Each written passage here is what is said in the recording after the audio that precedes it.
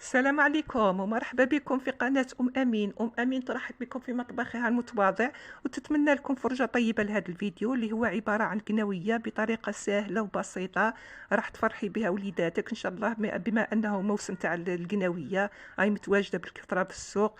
إن شاء الله حديروها وتعجب وليدكم إن شاء الله. فقط ما تنسونيش كل مشترك قناتي يديروا لي يشاركوا أصدقائهم باش تعم الفائدة، واللي مازال ما شاركش نطلب منه يشارك ويفعل الجرس ويدير لي جيم وابوني هكذا باش يوصلوا الجديد تاعي. وما تنساوش اخواتي تشاركوا اصدقائكم كما قلت لكم. وهذه هي القنويه تاعي بعد ما درتها في الماء مده معينه حسب الوقت تاعك اللي تحتاجيها فيه.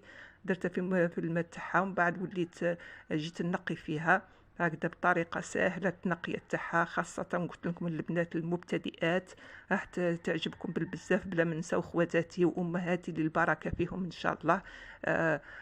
فقط البنات الصغار شويه يترهبوا من دخول تاع الكوزينه هكا وينوضوا يطيبوا هكذا. تشوفوا طريقه سهله وبالخف تخلص وحاجه تجيكم حاجه بنينه وكاع راح تنفحوا وتنوضوا تطيبوا ان شاء الله.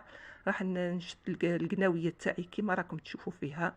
اللي ما لا قلت لكم كاين البنات اللي ما يعرفوش ينقيو، نقيها هكذا بالطبع، نحي لها داك الراس تاعها من فوق داك الشابو ونحي لها دوك الشعيرات هكذا كامل. دوك الشعيرات نحيها ونبدا نكرط فيها غير شويه ماشي بزاف، خاطر قنويه فيها واحد الشعيرات رقاق هكذاك شويه شوك.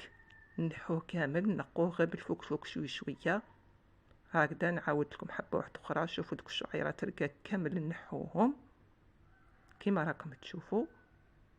نحو هذاك الشابو اللي من الفوق ونتحصلوا على حبيبه قنويه من اروع ما يكون.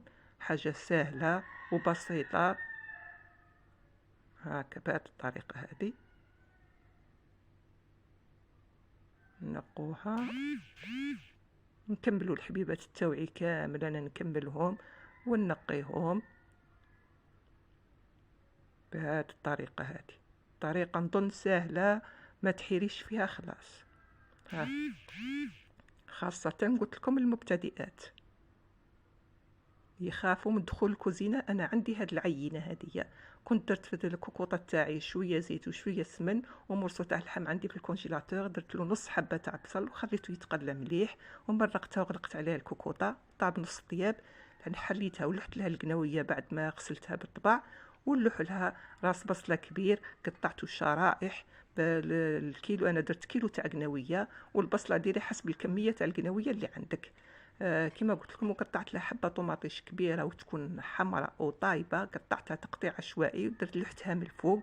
وراح نزيد نلوح لها التوابل تاعها، التوابل اللي قلت لكم طبخ اذواق كما تحبي. درت لها الملح والفلفل الكحل وراس الحانوت والكركم، ودرت لها العكري اللي هو البابريكا في بعض الدول هذه هي. وزدت لحت لها نص مغرف تاع طوماطيش مصبره، وبعدين راح نفرغ لها شويه ماء ما نكثرش، جهد ما نغطي الخليط تاعي فقط، جهد ما نغطي المكونات تاعي هكذا باش نتحصل على طبخه معقده وطيبه على قانيها. ما نكثر لهاش الماء، كان كثرت في الماء راح تطيب لك بزاف وتسماط لك وما تعود فيها حتى بنه. هاك دير الماء غير شويه فقط وغلقي عليها الكوكوطه وراح تحصل على هذا الخليط هدايا. ما تخليهاش حتى تتحرحر بزاف تعود تطلع لك في دوك الخيوط هذيك. طيبيها طياب قيس قيس. نلوح لها حبه فلفل حار، ولوح لها شويه حشيش مقطفه كان يقول لها كزبر كان يقول لها دبشه، كل واحد يقول لها. ونتحصلوا على هذه الطبخه هذه اللي راهي المنظر تاعها راهو يبان، المنظر تاعها باين. وهكذا هذه هي القنويه تاعنا. كنت رفقتها بالخميره، قنويه بلا خميره ماهيش فكره، ما نقدروش ناكلوا القنويه بالخبز. وكنت رفقتها كذلك بطبيسي تاع بطاطا مقليه، كاين واحد ما يحبش انا البطاطا مقليه عندي مهبول.